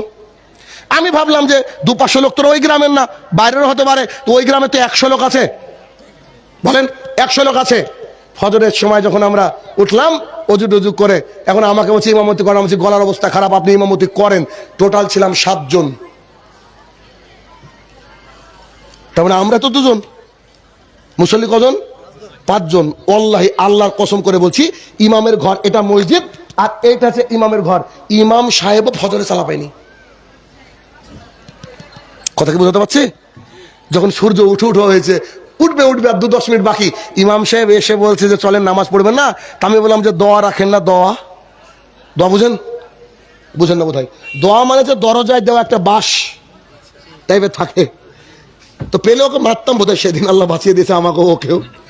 হ্যাঁ, এত বড় বিয়ে তো মসজিদে শুয়ে থাকে, মানে মসজিদের পাশে বিল্ডিং এ, ওর জন্য আলাদা স্পেশাল বিল্ডিং রয়েছে, ও ফজরে চালা পায়নি, তো জাতি কি করে চালাবে? আজকে আল্লাহ যেন আপনাদের কি হয় দেখেন, মুয়াজ্জিন তো বলবে হাইয়া আলাস সালাহ, মানুষ তো 12টা 12:30 পর্যন্ত জালসা শুনেছে, বাড়িতে শুয়ে কমরে তোর বলবে যে তোরা 3 জনা মিলে চালা আজকে, নাকি আজকে যাওয়ার কোনো উপায় নাই। তো এক, সালাতকে আদায় করতে হবে। সালাত আদায় ছাড়া মানুষ মুসলমান থাকতে পারে না। চাইলে আপনার সামনে 20-30টা হাদিস পেশ করে দিতে পারি, আপনি হাদিস শুনেছেন, বহু হাদিস জানেন এই বিষয়ে, বুড়াদের যে হাদিস বললাম এটা তো যথেষ্ট। আরেকটা হাদিস শুনেন আরেকটু স্যাটিসফ্যাকশনের জন্য, কি? আনাস ইবনে মালিক রাদিয়াল্লাহু তাআলা আনহু বলেন, রাসূল সাল্লাল্লাহু আলাইহি সাল্লাম বলেছেন, কিয়ামতের মাঠে সর্বপ্রথম হিসাব নেবে সালাতের। যার সালাত টিকলো তার সব টিকলো, যার সালাত নাই তার কিচ্ছু নাই। হজ নাই, যাকাত নাই, উমরা নাই, সাদকা নাই, দান নাই। আজকে যতজন মানুষ দান করেছে, এরা যদি সালাত না করে এক নেকিও পাবে না। বুঝতে পেরেছেন? তাহলে কি? এক, ধর্মীয় জাহালাত। কি বললাম? সালাত আদায় না করে নিজেকে মুসলমান বলা হয়। আর কিছু ইবলিস প্রকারের লোক আছে এলাকায়, কি তোরাই নামাজ পড়গা রে, আমরা নামাজ না পড়ে ইমান ঠিক আছে, আসলে নাই? যদি ইবলিসকে দেখতে ইচ্ছা হয় তো ইনি ইবলিস, এটা দেখে নিন। ইবলিস আর অন্য কেউ নন। 1 নম্বর। 2 নম্বর ধর্মীয় জাহালাত, বিবাহ একটি ইবাদত, বিবাহ একটি ইবাদত, আর এই বিবাহ করতে হবে আল্লাহর রসুলের তরিকায়। তিনি যেভাবে বলেছেন হুবহু ওইভাবে বিবাহ করতে হবে। বিবাহটা আজকে আমাদের ইবাদত নয়, এটা অনুষ্ঠান হয়ে গেছে। 7 দিন আগে চলছে হলুদ, গায়ে হলুদ, তারপরে সেদিন থেকে ডিজে, দাড়িওয়ালা লোক হজ করে এসেছে, তাকে বলছে চাচা আপনার বাড়িতে ডিজে বাজে কেন? তো চাচা বলছে যে কিছুদিন একটু আনন্দ করুক ছেলেপেলেরা। 31 নম্বর সূরা 6 নম্বর আয়াত আল্লাহ রসুল আল্লাহ তাআলা বলছেন গান হারাম, গান হারাম, লাহু আল হাদিস, গান হারাম। আর ওর বাড়িতে ডিজে চলছে। বিবাহের ব্যাপারে কথা বলতে গেলে সারা রাত কেটে যাবে, একটু বলি আপনাকে, একটু দেখাই। বিবাহ হচ্ছে ইবাদত। কেন ইবাদত? আবু হুরায়রা রাদিয়াল্লাহু তাআলা আনহু বলেন, রাসূল সাল্লাল্লাহু আলাইহি সাল্লাম বলেছেন, কোন ব্যক্তি যদি নিজের যৌবনকে হেফাজত করার জন্য, পাপ হয়ে যাচ্ছে পাপ, নিজের যৌবনকে হেফাজত করার জন্য যদি কোনো নারীকে বিবাহ করে, আল্লাহ সুবহানাহু ওয়া তাআলা বলছেন 3 শ্রেণীর মানুষকে সাহায্য করা আমার উপরে ওয়াজিব। আল্লাহ বলছেন 3 শ্রেণীর মানুষকে আমি সাহায্য করবই করব। তার মধ্যে 1 শ্রেণীর মানুষ হচ্ছে তারা যারা নিজের লজ্জাস্থানকে কন্ট্রোল করতে পারছে না, পাপ হয়ে যাচ্ছে, তাই বিবাহ করেছে। মাধ্যমিকও পাশ করেছে কি সন্দেহ। 3-4 দিন আগে একটা জলসায় গেলাম, আমার এক ছাত্র নাম আমির, সম্ভবত হ্যাঁ আমির, কত যে মার খেয়েছে আমার হাতে, এখন মাদ্রাসায় পড়ছে। তা আমাকে এসে বলছে স্যার আমার মেয়ে হয়েছে এ মাসের 7 তারিখ না 17 তারিখ বললো। আমি বলছি কিরে তুই কবে বিয়ে করলি? স্যার আমি আমার লজ্জাস্থানকে হেফাজত করতে পারছিলাম না, নিজেকে বাঁচার জন্য করেছি, একটু আমার জন্য দোয়া করবেন। দেখেন লজ্জা করে না আমার সামনে, স্যারের সামনে বলে দিচ্ছে আলহামদুলিল্লাহ এটা তো ভালো। তখন আমি তাকে এই হাদিসটা শুনে বললাম, বেটা তোকে তো আল্লাহ সাহায্য করবে রে, তুই এত টেনশন করছিস কেন? তোর ঘরে বসে থাকা যাবে না, তুই চেষ্টা কর, আল্লাহ সুবহানাহু ওয়া তাআলা তোকে সাহায্য করবেই করবে। আল্লাহ নিজের উপরে বলে দিয়েছে কথা। তাহলে কি বিবাহ? বিবাহ কি ইবাদত। আর ইবাদতের মধ্যে পৃথিবীর কারো কথা চলবে কি? আল্লাহ এবং আল্লাহ রসুলের কথা বাদ দিয়ে চলবে না। তো আল্লাহ সাল্লাল্লাহু আলাইহি ওয়াসাল্লাম বিবাহ করতে বলেছেন কি করে? ইন শর্ট বিবাহ করতে বলেছেন, যদি মহিলাকে পছন্দ হয় তাহলে তুমি মহিলাকে দেখো মহিলার বাবা উপস্থিত থাকা অবস্থায়, মাহারাম উপস্থিত থাকা অবস্থায়, একান্তে দেখতে পাবা না। মহিলা হিজাবে থাকবে, মুখ দেখো, কিছু কথা বলার থাকলে বলো, এসে আব্বুকে বলো আব্বু মেয়ে আমার পছন্দ। আব্বু বলবে ঠিক আছে, দিনক্ষণ হয়ে গেল, দিনক্ষণ হয়ে গেল, এবার ইমাম সাহেবকে নিয়ে তুমি চলে আসো, বরযাত্রী এগুলো সব পরে বলছি, ইমাম সাহেবকে নিয়ে চলে আসো। ইমাম সাহেব যখন বিবাহ পড়াবে, যদি মেয়ের বাবা বা ছেলের বাবা বিয়ে পড়াতে পারে তো আলহামদুলিল্লাহ, যদি না পারে ইমাম সাহেব ওখানে বসে থাকবে, ছেলে ওখানে বসে থাকবে। এবার ছেলের কাছ থেকে মোহরানার টাকা এভাবে নিবে, মেয়ের বাবার হাতে দিবে। মেয়ের বাবা করবে কি, এটাকে নিয়ে তার মেয়েকে দিয়ে বলবে আম্মু আব্দুর রহমানের ছেলের সাথে তোমার বিবাহ দিচ্ছি, তুমি কি এতে রাজি? তো মেয়ে যদি চুপ থাকে তো রাজি, এরকম করলে রাজি, কবুল কবুল বলার দরকার নেই, এমনি যদি বসে থাকে রাজি, যদি কাঁদে তো একটু দাঁড়াতে হবে, খোঁজ নিতে হবে এদিক ওদিক চেন টানা আছে কিনা, বুঝলেন না? তাহলে মেয়ে এবার চুপ করে আছে, বুঝেছে। তখন এসে বলছে যে জি আমার মেয়ে রাজি। তখন ইমাম সাহেব তাকে বলছে যে অমুকের মেয়ের সাথে তোমার বিবাহ দিয়ে দিলাম, তুমি কি কবুল? বলছে কবুল, বিয়ে হয়ে গেল। এবার যদি মনে করে 3 বার বলাবো, সুন্নাহ করতে পারে, 3 বার বলে দিল কবুল। এবার ছেলে করলো কি, একটা বিশেষ দোয়া আছে, ওই দোয়া অনেকে আপনারা জানেন, বলছি না, ডিটেলস হবে। দোয়াটা পড়ে ওখান থেকে মজলিস থেকে মেয়েকে বুরখা পরিয়ে বাড়িতে নিয়ে আসলো, গোটা গ্রামের মানুষ দেখতে পাবে না, বাড়িতে নিয়ে আসলো। বাড়িতে নিয়ে আসার পর পরের দিন এবার ছাগল কেটে হোক, গরু জবাই করে হোক, এবার ও খানা দিবে, অলিমা দিবে, গোটা পৃথিবীর মানুষকে ডেকে খাওয়া, অসুবিধা নাই। তার আগে এবার যখন ওকে নিয়ে যাওয়া হলো, বাসরাত সাজাতে হবে, একথাই সত্য, আচ্ছা সাজিয়েছে, অসুবিধা নেই। বাসরাতে গেল তারা, যা গিয়ে সব ড্রেসপত্র খুলে এবার অজু করলো। অজু করার পরে স্বামী সামনে, স্ত্রী পেছনে, 2 রাকাত শুকরানা সালাত আদায় করলো। সালাত আদায় পরে দোয়া করলো না করলো। এবার স্বামী তার স্ত্রী কপালে হাত দিয়ে একটা দোয়া করবে, দোয়া করার পর এবার সহবাস করুক, সারা রাত গল্প করুক, তাদের ব্যাপার। এটা হচ্ছে বিবাহ। কত শর্ট, কত সহজ, কত ইজি। কিন্তু আমাদের সমাজে কি হয়, বিবাহ যখন দেখার ব্যাপার থাকে তখন প্রথমে বলছে এই মেয়ে দেখতে যেতে হবে, কাকে কাকে পাঠানো যায়, তো একটা লিস্ট নিয়ে বসেছে। একটা লিস্ট নিয়ে বসে ওর মা ঘুমটা দিয়ে দাঁড়িয়ে আছে। দেখবেন প্রত্যেক বাড়ির মাই এখন মন্ডল, পুরুষের কথা চলে না, নারী পুরুষ, পুরুষ নারী। তখন ছেলে বসেছে, কাকে কাকে পাঠানো যায় বলো তো মেয়ে দেখতে? তোমার মা সাইড থেকে প্রথম হচ্ছে তোর দুলা ভাইয়ের নাম আগে লিখ, দুলা ভাই ছাড়া বিয়ে হবে না। বলছে তোর দুলা ভাইয়ের নাম আগে লিখ। তো বলছে ঠিক আছে লিখলাম দুলা ভাই। তারপরে তোর দাদার নাম লিখ, তারপরে এই ছেলে দুটো বন্ধু ইত্যাদি, সবাই মিলে গিয়েছে। এরকম চেয়ার পাতা রয়েছে, বসেছে। মেয়েটা এখানে খেয়ে বসেছে, একেবারে পাক্কা হারাম। ছেলের বাবা যদি ওই মহিলাকে দেখে তাও হারাম। কেন বলেন তো? কবুল বলার আগে ছেলের বাবাও বিয়ে করতে পারে। গত পরশুদিন না কালকের ঘটনা, পৃথিবীতে যতদিন বেঁচে আছেন আল্লাহর কাছে খালি দোয়া করেন, আল্লাহ যতদিন কল্যাণকর হয় বাঁচিয়ে রাখো, আমাদের সোশ্যাল মিডিয়া অফ করে দাও। কালকের ঘটনা কি দেখেন, একটা মা, কলিজার টুকরা মা, তার কলিজার টুকরা মেয়ের জন্য একটা ছেলেকে রেডি করেছে, বিবাহ দিবে। বাড়িতে আসা দেওয়া চলছে, যেটা হারাম। তারপরে সবাই তো ইসলাম বুঝে না, চলছে। চলতে চলতে চলতে এবার মেয়ের বিবাহ দিন ঠিক হয়ে গেছে। এবার মেয়ে দেখবেন, যার মেয়ে আছে সে কিন্তু গহনাপাতি একটু আগে করে রাখে। আগামী হয়তো শুক্রবারে বা এরকম বারে বিয়ে, তখন সকালবেলায় উঠে মা, এই সকালবেলায় উঠে মেয়ে মাকে খুঁজে পাচ্ছে না। তখন বলছে, আব্বু, মা কই? বলছে, কেন, কই রে, কি ব্যাপার? তো বলছে, ঘটনা কি? তো যার সাথে বিয়ে দিবে নিজের মেয়ের, তাকে নিয়ে মেয়ের গহনা নিয়ে পালিয়ে গেছে। আল্লাহ রসুলের তরিকা না গেলে তো এটা হবে। এরপরে বসে পড়েছে পার্টি বসে পড়ার পর মহিলাকে দিয়েছে, মনে হচ্ছে IELTS এর এক্সাম হচ্ছে, ইন্টারন্যাশনাল এক্সাম হচ্ছে। সবাই বসে গিয়ে এখন বুড়ো লোকটা প্রশ্ন করছে, বলো তো শাক রান্না করতে গেলে কতটুকু হলুদ দিতে হয়? মেয়ে বলছে, কোনোদিন কিচেনে গেলামই না। তখন যখন উত্তর দিতে পারেনি, এ লোক বলছে, তোমার পড়াশোনা? বলছে, MA পাস। কি করতে স্কুলে গিয়েছো? মনে হচ্ছে স্কুলে শাক রান্না শিখায়। এই বাস্তবতা। তারপর আবার পাশ থেকে চাচাটা বলছে, একটু পানি আনো তো। না, পানি আনতে বলেনি। ওই যে কুরবানি গরু যেমন আল্লাহ রসুল দেখে নিতে বলেছেন ল্যাংড়া খোলা কিনা, ও চেক করছে। আছে না এরকম? পানি আনো মানে হাঁটাচ্ছে ওকে, হাঁটানোর পর বলছে, চুল খুলো তো। আউযুবিল্লাহ। এটা হয় কি হয় না? আমাদের সমাজে এগুলো হয়। তবে মুহাম্মদ সাল্লাল্লাহু আলাইহি ওয়াসাল্লামকে একজন সাহাবী গিয়ে বলছে, আল্লাহ রসুল বিয়ে তো করবো ভাবছি এক আনসারি মহিলাকে। তখন মুহাম্মদ সাল্লাল্লাহু আলাইহি ওয়াসাল্লাম বলছে, শোনো, আনসারি মহিলাদের চোখে ডিফেক্ট থাকে, ওদেরকে একটু দেখে নিও। দেখে নিতে হবে, কথা সত্য। কে দেখবে? শুধুমাত্র যে বিয়ে করবে সেই দেখবে। হোয়াটসঅ্যাপের মাধ্যমে আদান প্রদান করা যাবে না। ছবি এখন বিকৃত হয়, যার সাথে গলার সাথে লাগিয়ে দিয়ে আপনার জীবনটাকে শেষ করে দিতে পারে। সোশ্যাল মিডিয়ায় তাকালে দেখতে পাবেন, বলবে ছবি দেওয়া যাবে না। আসেন, সরাসরি দেখেন, আমার আব্বা উপস্থিত থাকবে, চাচা উপস্থিত থাকবে, আপনি দেখেন, তারপরে চলে যান, ব্যাস।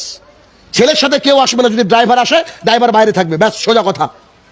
তারপরে ওটা হলো। তারপরে বলছে, ছেলে কিন্তু মাস্টার। আর একদিন এসেছে 30 জন দিন করতে এসে বলছে, ছেলে কিন্তু মাস্টার। কি দিবেন বলেন? পণপ্রথা হারাম। পণপ্রথা কোথা থেকে আসলো? হিন্দুদের রীতি থেকে।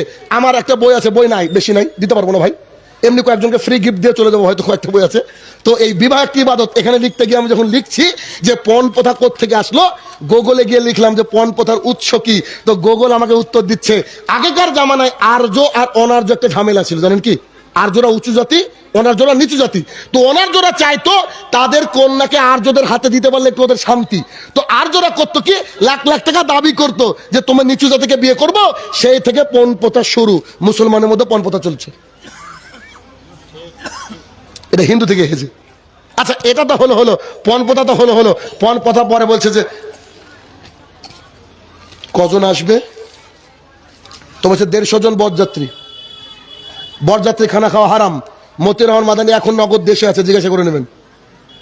বরযাত্রী যারা বরের সাথে যাই, বরের সাথে যাবেন। আমি বেলডাঙ্গায় একটা বিয়ে পড়াতে, যখন মসজিদে একটা বিয়ে পড়াচ্ছি, তখন একজন লোক এই কথা শুনে খেপে গিয়ে বলছে, আমি তো বরযাত্রী এসেছি, আমি কি করব? থাকবো না, চলে যাবো। আমি যান, আপনি কি করতে এসেছেন? আপনি থাকবেন কেন? কারণ হচ্ছে মেয়ের বাড়িতে কোনো অনুষ্ঠান হবে না, যা অনুষ্ঠান হবে ছেলে বাড়িতে, রাজস্থান থেকে উঠে এনে খাওয়ান, তাও ঠিক আছে, বরযাত্রী চলবে না।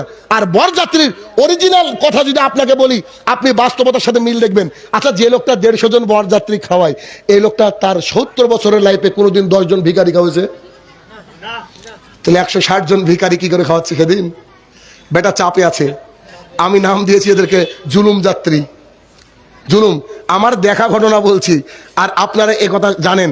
দেখবেন যখন বিয়ে আগামী 2-3 দিন বাকি আছে, তখন যে বাড়িতে বিয়ে সেই বাড়ির ভাই, মানে যার মেয়ের বিয়ে, সেই ওর বাবা ওর মেজো ভাই, সেজো ভাই, বড় ভাই, ছোট ভাইকে ডাকে, কি ডাকে না?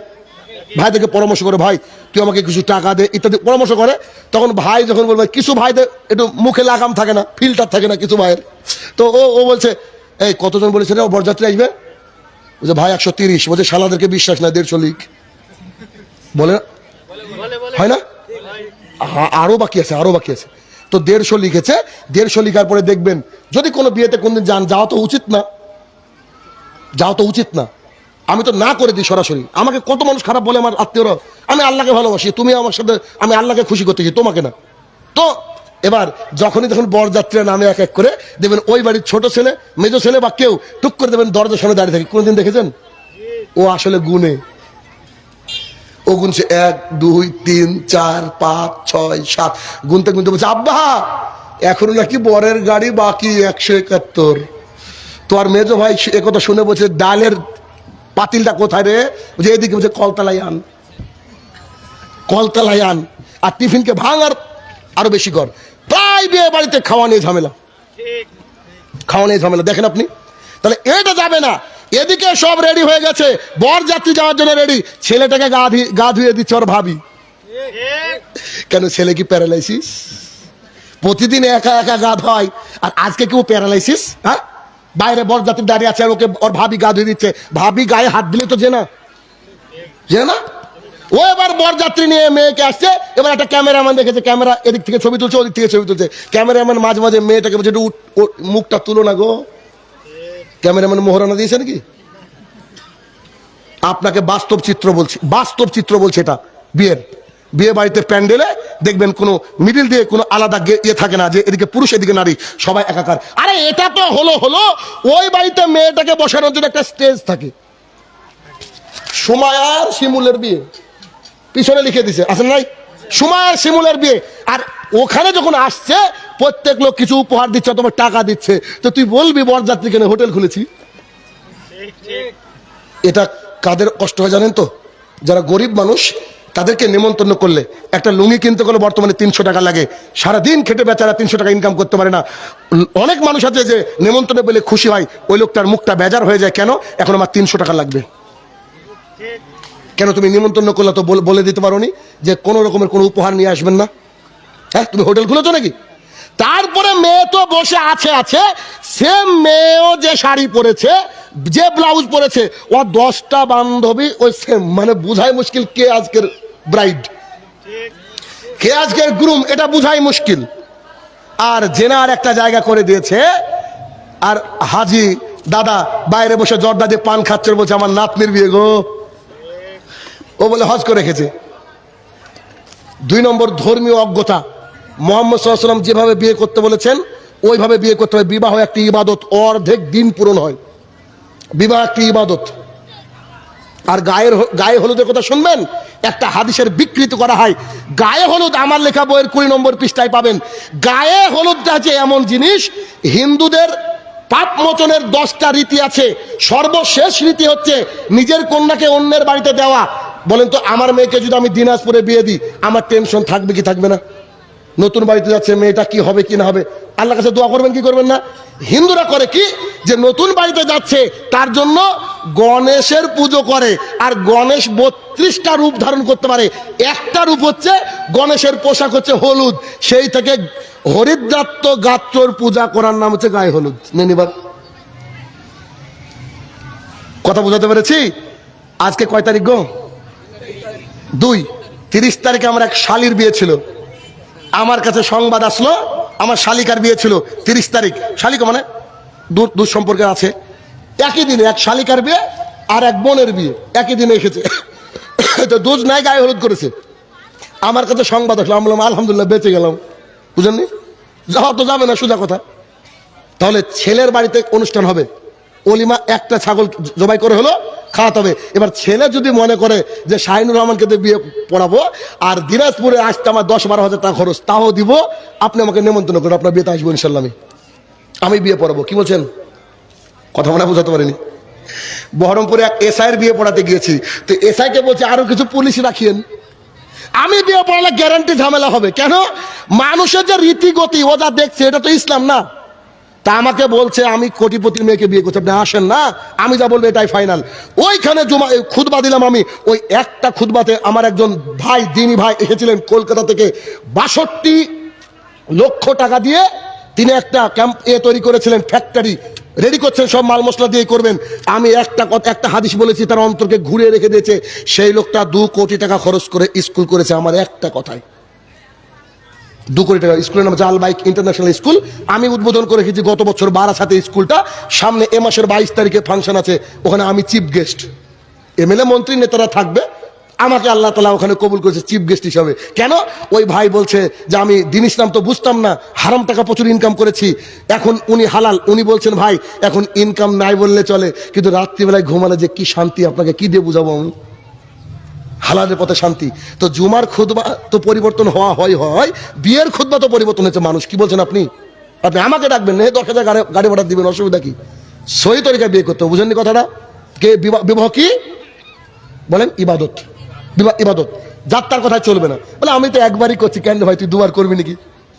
দুবার তো সুযোগ নাই মোটামুটি, কি বলেন? এই আচ্ছা, 2 নম্বর ধর্মীয় অজ্ঞতা। বিবাহটা ইবাদত, মনে থাকবে কি? যাত্রার কথা চলবে না, বিবাহটা ইবাদত। আমাকে কত মানুষ কত কথা বলেছে বিয়ের জন্য, আচ্ছা বলেন না, অসুবিধা কি? গালি দেন না, অসুবিধা কি? আপনাকে আমি ক্ষমা করতে থাকবো, আপনি যত গালি দিবেন আমি তত ক্ষমা করব। এই কলিজা আল্লাহ আমাকে দিয়েছে। কত মানুষ গালি দেয় বিশ্বাস করেন, ফেসবুকে বুঝে না বুঝে গালি দেয়, অথচ আমি আমার এই হাত দিয়ে ভিডিও তৈরি করেছি। ভিডিও WBCS পড়ায় আমি, শাহিনুর রহমান, আমার সামনে এসে বলছে আসসালামু আলাইকুম স্যার কেমন আছেন, নমস্কার স্যার কেমন আছেন, মানে যারা যেমন করে আসে বলে। আমি পুলিশ অফিসার তৈরি করি, আমার 1-150 উপরে বোধহয় এই প্রাইমারি হাই স্কুল আর এই এর শিক্ষক রয়েছে, প্রাইভেট স্কুলের শিক্ষক রয়েছে দেশে এবং বিদেশে। আজকে হয়তো একজন স্টুডেন্ট এখানে আছে বোধহয় মাদ্রাসার একজন, উনি শিক্ষক, আমার কাছে স্পোকেন ইংলিশ শিখেছে। আজকে বলেছিলেন যে স্যার আপনি দিকে আসবেন, দেখা করবো হয়তো। আমি বলছি জি আসবো। গোটা বিশ্ব জুড়ে বিভিন্ন প্রান্তে আমার স্টুডেন্ট রয়েছে। আমি এতগুলো কিছু তৈরি করি, BCS অফিসার তৈরি করি, মাস্টার ডাক্তার তৈরি করি। আমি যেখানে যাই আমার রাস্তা সহজ হয়ে যায়, আমাকে গিয়ে PG হসপিটালে লাইন দিতে হয় না। কেন? ওখানকার কোনো একজন স্টাফ আমার ছাত্র। আমি আধার কার্ড ঠিক করতে গেলে আমার স্টুডেন্ট বলে স্যার আপনি কেন আসলেন? আমি তো আপনার স্টুডেন্ট, আমি এখানে আছি। আমার গাড়ি পুলিশে ধরলে তারা আবার আরেকজনকে ফোন করে বলে এটা আমার স্যারের গাড়ি, ছেড়ে দেন। ভাই আল্লাহ আমাকে সম্মান দিয়েছে। আর ফেসবুকে জানি না আমার দিনী ভাই কত যে রাগ আমার পুরে পুষে, ও গালি দিয়ে একদম এমন গালি দিয়েছে কিয়ামত পর্যন্ত মাপ পার গালি না। কিন্তু আমি যখনই শুনি সঙ্গে সঙ্গে বলি আল্লাহ তাকে ক্ষমা করো, ভাই আমার বুঝেনি। এটা আমার কথা, আমার একটা আমলের কথা বলি, আপনারা করার চেষ্টা করবেন। আমি রাত্রেবেলা যখন ঘুমাতে যাই তখন আল্লাহ তাআলাকে বলি হে আমার প্রতিপালক, যতজন ব্যক্তি আজকে আমার বিরুদ্ধে লেগেছে, আমার ওই ভাইয়েরা কিয়ামতের কঠিন দিনে দাঁড়িয়ে থাকবে আমার জন্য, আল্লাহ গো তুমি আমি আমার তরফ থেকে ক্ষমা করে দিলাম, তুমিও তাকে ক্ষমা করো। আমি এটা বলে ঘুমাই প্রতিদিন। অতএব যদি কোনোদিন গালিও দেন টেনশন নাই, আমি ক্ষমা করে দিই অটোমেটিকলি। যেদিন রাতে ঘুমাতে পাই সেদিন অবশ্য, আজ তার ঘুম হবে না। যেতে তো 11 ঘন্টা 10-11 ঘন্টা লাগবে আমার বাড়ি। তাহলে কি যেটা বলতে দিলাম, 2 নম্বর অজ্ঞতা কি বলেন? বিবাহ। তাহলে বিবাহ একটা কি? ইবাদত। বিবাহ ইবাদত। 3 নম্বর অজ্ঞতা। আবু হুরায়রা রাদিয়াল্লাহু তাআলা আনহু বলেন রাসূল সাল্লাল্লাহু আলাইহি সাল্লাম বলেছেন গোটা পৃথিবীটা সম্পদ, তার মধ্যে অন্যতম সম্পদের নাম হচ্ছে আলমারাতুস সালেহা, নেককার বউ। গোটা পৃথিবী বিক্রি করলে একটা মেয়ের দাম হয় না। জান্নাতের 8টা গেটের যে কোনো গেট দিয়ে ঢুকতে পারে একজন মহিলা, মাত্র 4টে কাজ করলে। রাসূল সাল্লাল্লাহু আলাইহি সাল্লাম বলেছেন যে মহিলারা হচ্ছে ঢেকে রাখার বস্তু। রাসূল সাল্লাল্লাহু আলাইহি সাল্লাম বলেছেন যে মহিলারা জান্নাতের যে কোনো গেট দিয়ে ঢুকতে পারবে। আল্লাহ সুবহানাহু ওয়া তাআলা বলেছেন করনা ফি বাইতিকুন্না ওয়ালা তাবাররাজনা তাবাররুজাল জাহিলিয়াতিল উলা, এই মহিলারা শোনো তোমরা বাড়ির মধ্যে থাকো, খবরদার জাহালাতের যুগের মতো নিজেকে এক্সপোজ করে বেরিও না। যে বাবা সারা দিন মেহনত করে ইনকাম করে সন্ধ্যাবেলায় থেকে বাড়িতে আসে, সেই বাবার পায়ের তলেও জান্নাত নয়, জান্নাত মায়ের পায়ের তলে। মা বোনদেরকে আল্লাহ তাআলা কত সম্মান দিয়েছেন। গোটা কোরআনের মধ্যে কোন ছেলের নাম পাবেন নাকি যদি সেভাবে দেখেন? আল্লাহ সুবহানাহু ওয়া তাআলা মারিয়ামের নাম উল্লেখ করেননি, আসিয়ার নাম উল্লেখ করেননি। আল্লাহ সুবহানাহু ওয়া তাআলা মেয়েদেরকে ভালোবাসেন, তারা টেন্ডার, তারা নরম। মুহাম্মদ সাল্লাল্লাহু আলাইহি ওয়াসাল্লাম মেয়েদের সাথে ভালো আচরণ করতে বলেছে, মুখের উপরে মারতে নিষেধ করেছে, তার সাথে ভালো সহাবস্থানে থাকতে বলেছে। সেই মা বোনেরা আজকে যেন মনে হচ্ছে যে বাজারি মহিলা। কষ্ট দেওয়ার জন্য বললাম, নিজে ভেবেই। বাজারি মহিলা মানে ওই দেখেন যে রাস্তা দিয়ে যারা হাঁটছে তারা বেশিরভাগই বুরখা পরেনি, অথচ আল্লাহ রাসূল সাল্লাল্লাহু আলাইহি ওয়াসাল্লাম কি বলছে? গোটা পৃথিবীটা সম্পদ। এই জমিটার দামই 5 লাখ টাকা শতক। দেখেন এখন এই টঙ্গী দিঘির একেবারে রোডের ধারে জমি 1 কোটি টাকা শতক। কথার কথা বললাম। আপনি দেখেন দিল্লিতে জমি 20 কোটি টাকা শতক, অথচ গোটা সব বিক্রি করে একদিকে, আর একটা মহিলার দামও হয় না। তাহলে রাসূল সাল্লাল্লাহু আলাইহি ওয়াসাল্লাম এই মহিলাদের ব্যাপারে বলেছেন, তাহলে মহিলাদের পর্দা করা হচ্ছে একটা ইবাদত। কি বললাম? নিজের ভাইয়ের ব্যাপারে আল্লাহ রসুলকে জিজ্ঞাসা করা হয়েছে, আল্লাহ রসুল বলেছেন ও হচ্ছে মৃত্যু। নিজের ভাইয়ের সামনে যখন ভাবি আসতে পারে না, নিজের ভাইয়ের সামনে যখন ভাবি আসতে পারে না, নিজের ভাইয়ের সামনে যখন ভাবি আসতে পারে না, আর এলাকার লোকের সামনে নাকি ভাবি আসতে পারে। কি শাহিনুর রহমানকে মানুষ, গোটা গ্রামের মানুষ কতভাবে টর্চার করেছে, নানানভাবে অত্যাচার করেছে, কোনো ফল পায়নি, কোনো ফল পায়নি। যে আমি বাড়ি আলাদা করেছি, আমার বাপকে আমি বাড়ি করে দিয়েছি সৌদি আরব থেকে, আমার বাপকে আমি বাড়ি করে দিয়েছি। আমি যখন আলাদা বাড়ি করলাম তখন গ্রামের মানুষ বলছে এই তো মৌকা পেয়েছি। বাপ মার সে বলে সাথে থাকতে হয়, তো মৌলবি সাহেব যে আলাদা ভিন্ন হয়ে গেছে। তখন একদিন কোন এক জাল সাহেব প্রশ্ন করেছে, আমি বলেছি আমার বাড়ির তরকারি যখন হয় আমি খাওয়ার আগে আমার আম্মা খায়। বেটা তুমি কি মনে করো? তো বাড়ি আলাদা করেছেন কেন? কারণ ওই বাড়িতে আমার একটা ছোট ভাই থাকে, সে আমার স্ত্রীকে দেখতে পায় না, তার দেখা উচিত না, তাই তাকে আলাদা করে দিয়েছি, আমি আলাদা করেছি। ইসলামে একান্নবর্তী পরিবার ঠিক নয়।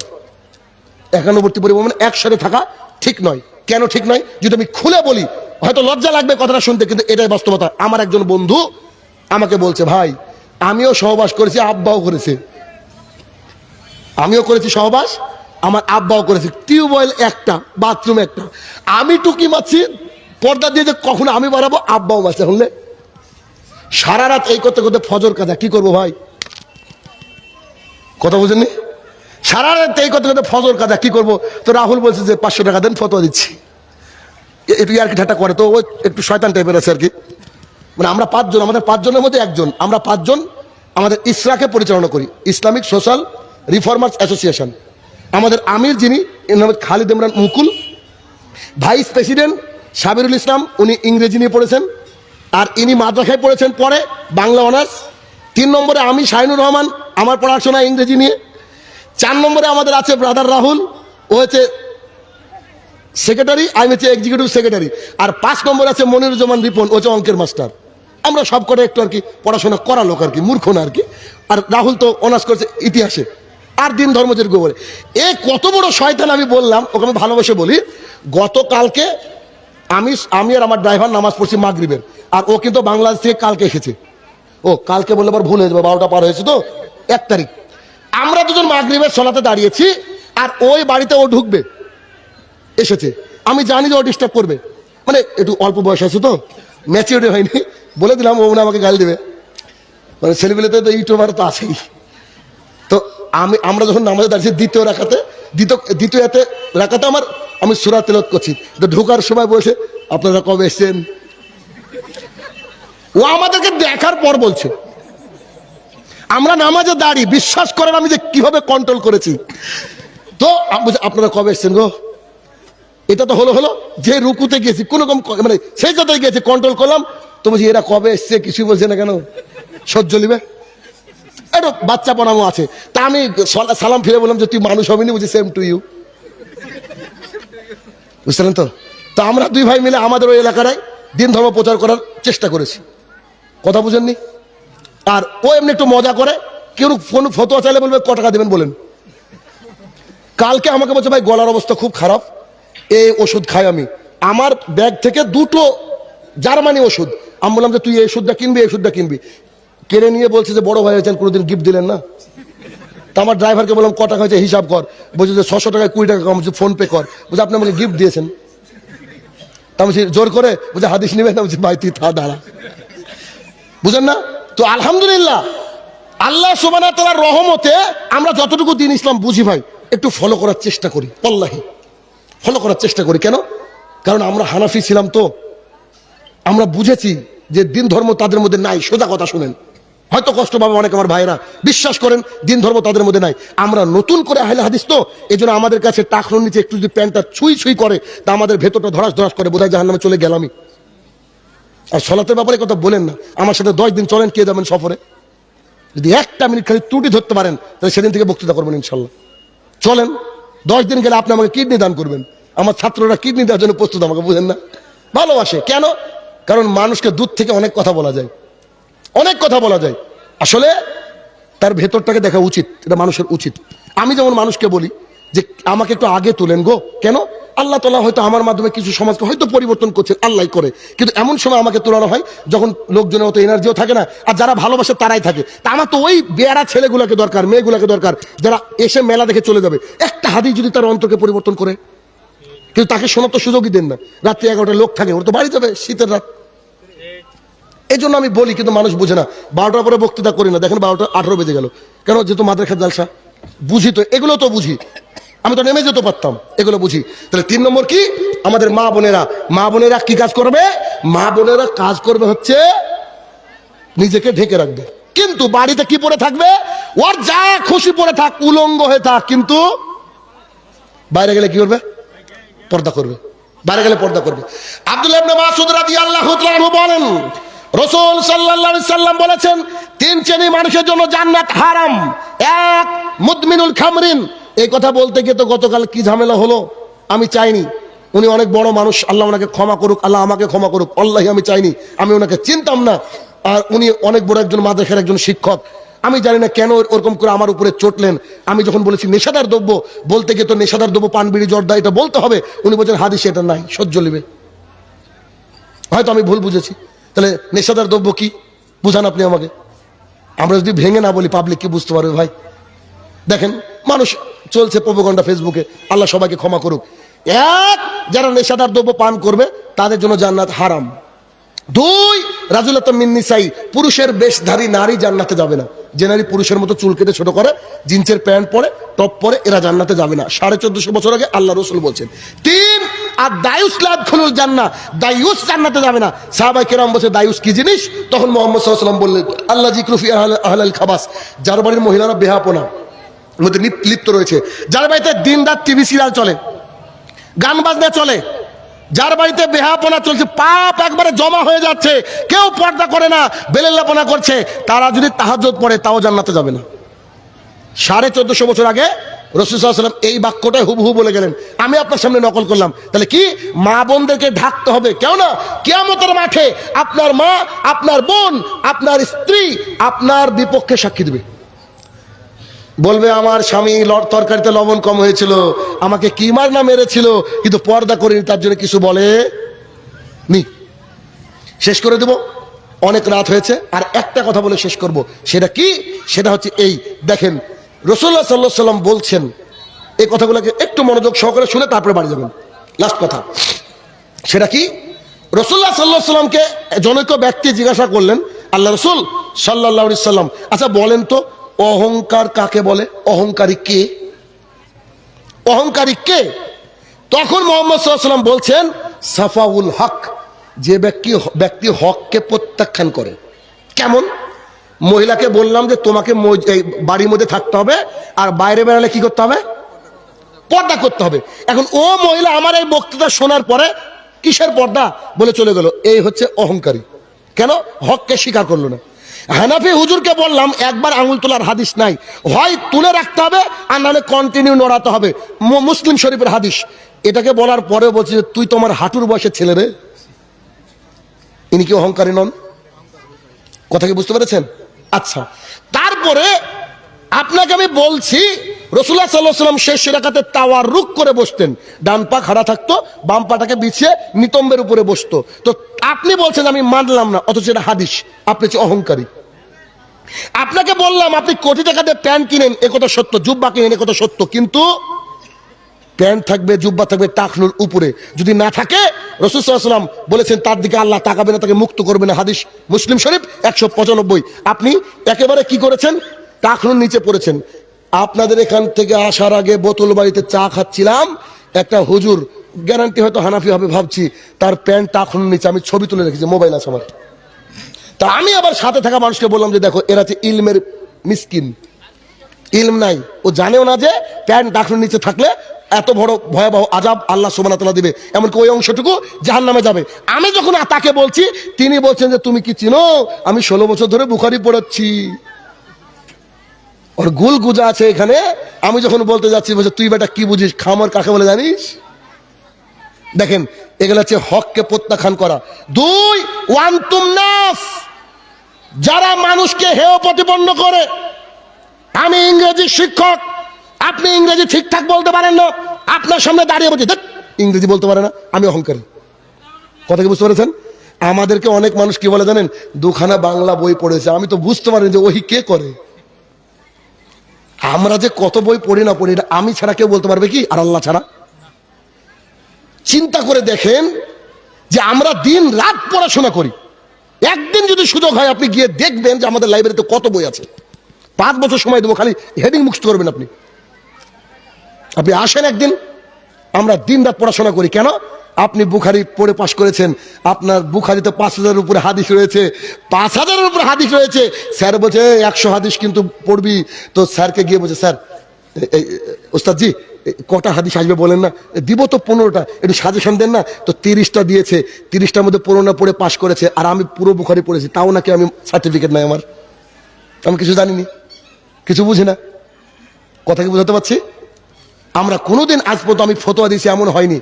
আল্লাহি, আল্লাহর কসম করে বলছি, ফতোয়া দেওয়া হয়, ফতোয়া দিইনি। ফতোয়া কাকে বলে বলেন তো? ফতোয়া বলে, এ দেখেন আমরা সালাত আদায় করছি, এখানে মোবাইলটা রিং বাজছে, রিং বাজছে। এখন এই মোবাইলটা কি আমি বন্ধ করতে পারবো কি না পারবো, এটা হচ্ছে ফতোয়া। কেন? ওই যে আল্লাহ রাসূল বলেছেন সালাতের মধ্যে একটু এক কদম চলা যায়, তখন ফতোয়া ওখানে হাদিস থেকে কিয়াস করতে হবে। কিন্তু আপনি বলছেন যে পান বিড়ি জর্দা গুল সিগারেট খাওয়া যাবে কি, সরাসরি হাদিস যাবে না, এটা কি ফতোয়া? শাহিনুর রহমান সাহেব কোন হাতে পানি পান করবো, ডান হাতে, এটা কি ফতোয়া? আল্লাহ কোরআনে 82 জায়গায় বলেছেন সালাত আদায় করে, এটা কি ফতোয়া? আল্লাহ সূরা মুদ্দাসিরের 42-43 নম্বর আয়াতে বলেছেন যারা সালাত আদায় করবেন তারা জাহান্নামে, এটা কি ফতোয়া? বলছে এরা ফতোয়া দেয়। এবার আমাদের ব্যাপারে কি বলছে? বলছে এরা হচ্ছে ইলম নাই এদের কাছে, এদের কাছে কিচ্ছু নাই। আচ্ছা আমার কাছে কি আছে না আছে এটা তো আপনি জানেন না। কথা মনে বোঝাতে পারছি না? আপনি জানেন না। আপনি যদি আমাকে এরকম হেয় প্রতিপন্ন করেন, আল্লাহ রাসূল সাল্লাল্লাহু আলাইহি ওয়াসাল্লাম কি বললেন? আপনি অহংকারী। আর এই হাদিসটা না বললেও আপনি জানেন অহংকারী জান্নাতে যাবে না। আপনি আমাকে একটু কলিজার টুকরা ভাইয়ের মতো একটু মাথায় হাত বলে বলেন না, শাহিনুর রহমান সাহেব ওটা খামরিন হবে না গো, খামরুন হবে। কিয়ামত পর্যন্ত দোয়া করবো, আল্লাহর কসম করে বলছি। আপনি আমাকে চিনেন না। আমি যখন ওই যে শুরুতে খুতবা পড়তাম না, ফাইন্না খায়রাল হাদিসি কিতাবুল্লাহ ওয়া খায়রাল হাদি হাদি মুহাম্মাদিন, এই যে হাদি হাদি এটা বলতাম আমি। একজন আমার দিনী ভাই আমাকে বলছে, ভাই আপনার ভুল হচ্ছে, হাদিয়ে হাদিউ। তখন আমি তারপর থেকে ওটা শুনে আল্লাহর কসম আজকে আসতে একটু তার জন্য দোয়া করলাম। আপনি আমাকে ভুলটা ধরিয়ে দেন, আপনার জন্য দোয়া করবো। কিন্তু আপনি আমার নামে প্রোপাগান্ডা ছড়িয়ে করবেন কি? কারণ আমাকে পাবলিক যে ভালোবাসে, দেখেন আমি 5টা পাবলিক আমাকে ঘৃণা করে, এটা দেখেন। ঘৃণা যারা করে তারা ওই লেভেলের, বুঝতে পারেন না? তা আল্লাহ সুবহানাহু ওয়া তাআলা সবাইকে ক্ষমা করুক। শেষ কথা এটাই যে যেহেতু এটা মাদ্রাসার জলসা, আমাদের পারগাঁও মাদ্রাসা লি কি তাহফিজুল কোরআন, যেহেতু মাদ্রাসার জলসা, সর্বশেষ একটা কথা বলি যে যত দান করবেন আল্লাহ সুবহানাহু ওয়া তাআলা আপনাদের উপরে খুশি হবেন। আগুন পানি যেমন আগুনকে নিভিয়ে দেয়, সেভাবে আল্লাহ সুবহানাহু ওয়া তাআলা কেউ দান করলে তার আল্লাহ সুবহানাহু ওয়া তাআলার রাগকে আল্লাহ তাআলা নিজে মিটিয়ে নেন। তো আপনারা আর আলোচনা করব না, আপনারা যতটুকু পারবেন 5 টাকা হলেও, আমার কথা শোনেন, এখানে এসে ইনশাআল্লাহ দিয়ে যাবেন, ঠিক আছে না? আনালো যে আমাদের ছোট্ট কলিজার টুকরা ভাইয়েরা যাচ্ছে, ছাত্ররা যাচ্ছে, তাদেরকে একটু দিয়ে দিন। আর সর্বশেষ দান এখানে দিয়ে যাবেন। সবাই জানেন যে আমি শেষে একটু বলি কালেকশনের জন্য, এটা আমার বৈশিষ্ট্য। কেন? আপনি কালেকশন দিবেন, ওখান থেকে আল্লাহ যদি একটু আমাকে নেকি দেয়, কেন? ওই যে আমি বলছি তার জন্য। আসেন একটু ইনশাআল্লাহ। সলাতে কথা বলার জন্য সে কিন্তু গালি দেয় এবং সে কোনো কিছু কি বলেছেন ভাই বুঝতে পারলাম না। ও, কাউকে সলাতের কথা বলার জন্য বললে সে কিন্তু গালি দেয় এবং আমরা কি করবো, তাই তো? সে গালি দেয়। মুহাম্মদ সাল্লাল্লাহু আলাইহি ওয়াসাল্লাম মার খেয়েছেন, মার খাওয়া শোন না, বুঝলেন? মার খাওয়ার আগ পর্যন্ত চলেন না, ওদেরকে বলেন না যে ভাই চলো করেন করেন, যেদিন মারবে আর বলেন না, ব্যাস আবার রাগ কমে যাবে, আবার বলবেন। বলতে থাকেন না ভাইকে, দিনই ভাই তো, তাকে বলতে হবে, বলেন, দেখবেন ইনশাল্লাহ একদিন শুধরে যাবে। কিন্তু বলা ছাড়তে হবে না, তাকে বলতে হবে। গালি দিক, সে তো না দান গালি দেয়, যখনই গালি দেবে আমার মতন করবেন, আল্লাহ আপনাকে ক্ষমা করুক, ভাই চলেন না একসাথে জান্নাতে যাবো, এরকম টার্গেট, এটা বলবেন। বর্তমানে যুবকরা কোন জেনার দিকে আগ্রহী? জেনার দিকে আগ্রহী হবি তো, জেনাকে আল্লাহ তাআলা এখন বর্তমানে যে সহজ করে দিয়েছি, এটার মাধ্যমে অনেক কিছু হয়। মোবাইল, আমি মাঝে মাঝে বলি, যদি কথাটা ঠিক কিনা জানি না, মোবাইলকে আমি নাম রেখেছি ইমান মাপার যন্ত্র। একমাত্র মোবাইলই জানে তার মালিকের চরিত্র, ঠিক না? এই মোবাইল কিয়ামতের মাঠে সব বলে দেবে শাহিনুর রহমান কার সাথে কি করেছে। এটা কি সম্ভব? অসম্ভব। তাই আমি একদিন মোটিভেশনাল কথা কিছু মাঝে মাঝে বলি। একদিন একটা কথা বলতে গিয়ে বলেছিলাম যে আপনি আপনার জীবন এই পর্যন্ত যেভাবে কাটিয়ে এসেছেন, কেউ কি আপনার পিতামাতাকে সাথে নিয়ে আপনার এই 30 বছর 15 বছর 18 বছর 20 বছরের জীবন নিয়ে যদি কেউ সিনেমা বানায় একসাথে কি দেখতে পারবেন? আমি পারবো না। চিন্তা করেন আমাদের পরিস্থিতি কত ভয়াবহ। অতএব আসেন আমরা দ্বীন ইসলামকে মেনে চলি। আর যে যা দিবেন ভাই, শেষ আর আলোচনা হবে না, অনেক রাত হয়েছে। যে যতটুকু দিবেন মাদ্রাসার জন্য কাজে লাগবে। আসুন একটু তাড়াতাড়ি আসুন। হে আমার প্রতিপালক, এতক্ষণ যে আলোচনা করলাম মাবুদ গো, শুধুমাত্র হেদায়েতের আশায়, যাতে করে আমরা পথভ্রষ্টতার মধ্যে নিমজ্জিত না হয়ে হেদায়েতের আশায় আমরা থাকতে পারি। আল্লাহ তুমি সেই তৌফিক আদা করো, আল্লাহুম্মা আমিন। হে আমার প্রতিপালক, একবারে খালি হাতে যাইয়েন না প্লিজ, 5 টাকা হলেও দিয়ে যাবেন ইনশাল্লাহ। হে আমার প্রতিপালক, এই মাদ্রাসা কমিটি তারা যেন সুন্দরভাবে তাদের মাদ্রাসাকে